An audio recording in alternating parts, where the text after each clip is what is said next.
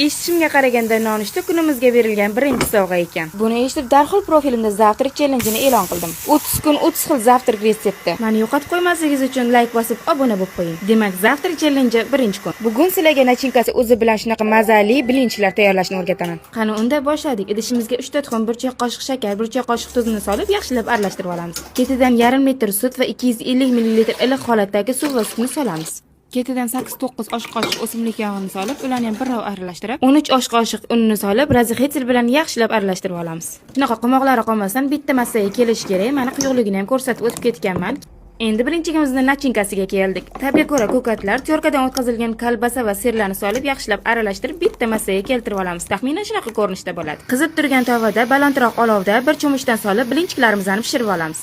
Agar tovalar oddiy bo'lsa, yog'lab olishni maslahat beraman. Mana ko'rib turganingizdek qip-qizil shunaqa chiroyli bilinchimiz tayyor bo'ladi.